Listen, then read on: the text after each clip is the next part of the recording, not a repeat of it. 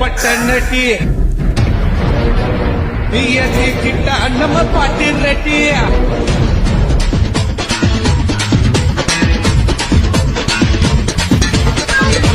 பார்த்து காக்கு பார்வையால போட்டு காக்கு பள்ளியால பார்த்து காக்கு பார்வையால போட்டு காக்கு பள்ளி நாம மெல்ல காக்கு பாவ சின்ன மல்ல காக்கு பார்த்து மீனா வச்சா மீனா வந்துடுச்சு தானா இழுப்பானா